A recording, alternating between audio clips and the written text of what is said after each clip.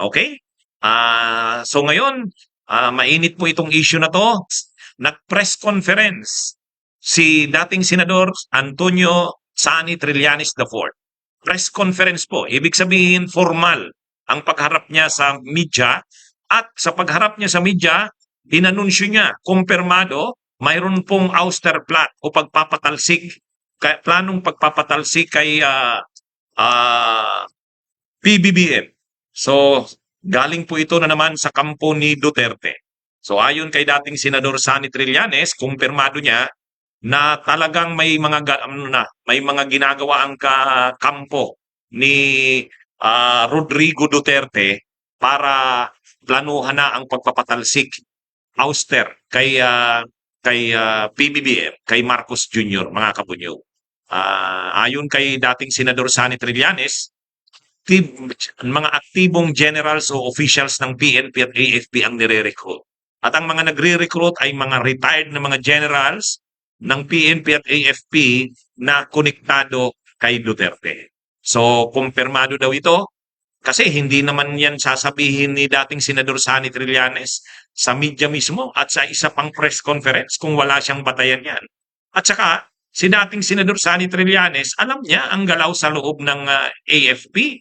Kasi dati siyang graduate siya ng PMA, na napasok siya sa Philippine Navy, junior officer siya noon, colonel siya noon. Ranggong colonel ba yun? Iba kasi ang ranking, ang tawag sa ranggo sa Navy eh. At siya ang kasama doon sa mga pag-aalsa, yung mga mutiny noong panahon, yung mga coup plot noong panahon ni Arroyo. Diyan nga nakilala si Trillanes eh. Nung panahon ni Arroyo, naglunsad sila ng mga mutiny. Silang mga officials, mayroong mga senior officials, mayroong mga junior officials. Kaya pagdating sa bagay na yan, alam ni dating Senador Sani Trillanes ang galawan, kahit wala na siya sa AFP at PNP, alam niya ang galawan diyan. May mga connection pa rin siya diyan. At ngayon ay kinumpirma niya na mayroon ngang recruitment na nangyayari ng mga aktibong generals at officials sa loob ng AFP at PNP. At mga retired generals at officials ang nagre-recruit sa mga ito. Ang ginagawa ay nagpaplano na patalsikin. Ano po ito? Ouster plot. Pwedeng kudita yan. Ang pagpapatalsik kay PBBM. Ito po, pakinggan muna natin yung sinabi ni dating Senador Sani Trillanes. Mamaya po magbibigay po tayo ng reaksyon. Based sa impormasyon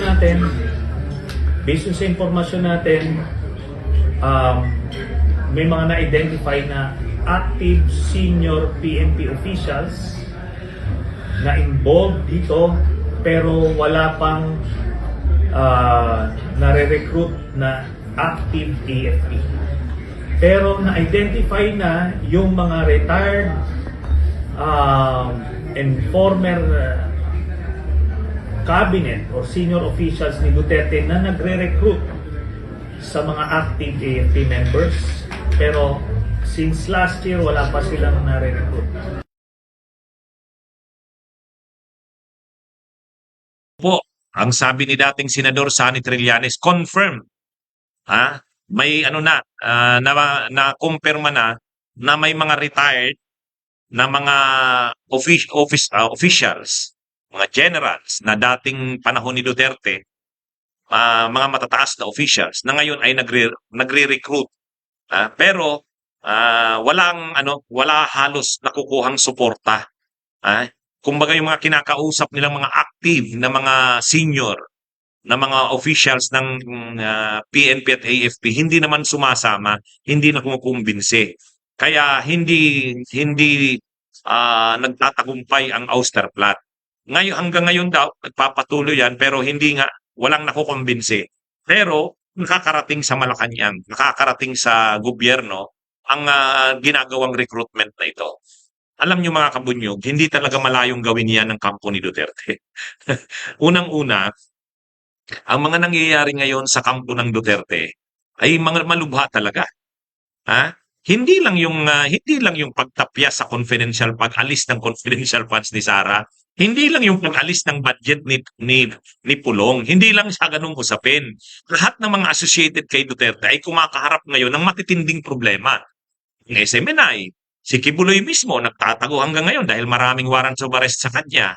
Si Alvarez na associated din kay Duterte, dinidinig na ngayon ng Kamara ang ethics complaint kontra sa kanya, pwedeng masibak na rin siya sa pagkakongresista. Si Duterte mismo, sabi ni dating Senador Sani Trillanes, posibleng mga June o July, lalabas ang arrest warrant galing sa ICC. Alam nila Duterte yan. Pwedeng sa susunod na batch, pati si Sara masasama na sa mai-issuehan ng arrest warrant. So, lahat ng ito, magsimula kay hindi lamang sa nangyayari kay Kibuloy, sa SMNI, hindi lang sa nangyayari kay Alvarez, hindi lang sa nangyayari kay Sara at Pulong na kinaltas ang kanilang mga budget, tinapyas ang kanilang confidential funds, pati si Duterte na nga ano na ngayon, nakaamba na lumabas ang arrest warrant sa kanya galing sa ICC. So, malaking problema ito ng kampo ni Duterte at naghahanda sila sa mga nangyayari niyan. Si Kibuloy, siyempre, alam ang ano ni Kibuloy, hindi siya susurrender, hindi siya susuko, hindi siya magpapaaresto. O ngayon, para sa kanya, pag napalitan si PBBM, nakaupo na si Sara, ano na yon, ligtas na siya kasi si Sara na ang presidente. Ganon din sila Tebes, nagtatago, ayaw bumalik sa Pilipinas. Gayon din si Bantag, nagtatago ngayon. So yung mga yan, ang pag-asa lang nila, si Sara. Kung mapatalsik na si PBBM at palitan ni Sara. At ang problema ng SMNI na ngayon ay marirevok ang prangkesa, hanggat nandyan si PBBM sa tingin nila, tuloy-tuloy yan. At mababago lang yan kung si Sara na ang presidente. Gayon din si Duterte at si Bato. Hanggat nandyan si PBBM, kahit nagsasabi si Marcos Jr. na hindi magko-cooperate sa ICC, pero posible yan na sa bandang huli magko-cooperate si Marcos sa ICC. Alam yan ni Bato at ni Duterte. So, paano nila mapipigilan yung ganyan pangyayari kung mapatalsik si PBBM o si Marcos Jr. umalit si Sara? Kaya hindi na nila mahihintay ang 2028. Kasi itong mga nangyayaring ito, ngayon na nangyayari ito, matagal pa ang 2028. Kaya para sa kanila, dapat nang mapatalsik si Marcos, pumalit si Sara. Unang ginagawa nila, mag-resign si Marcos. Kaya mayroon silang Marcos Resign Movement. Pero kung hindi mag-resign si Marcos, i-impeach ng Kamara. Kaya mayroon silang itong pinapalaka nila itong issue sa droga, ginagamit yung komite ni Bato para lumabas yung issue ng paggamit daw ni Marcos ng droga para hihilingin nila ngayon sa Kamara na i-impeach si Marcos. Pero hindi naman may impeach si Marcos sa ganun eh. Hindi rin mapaparesign si Marcos basta-basta. So anong plan C nila? Kumbaga ang plan A nila, mag-resign si Marcos. Ang plan B nila, i-impeach si Marcos. Pag hindi umubra ang plan A, plan B, patalsikin si Marcos. Austerplat yan. Kudeta yan.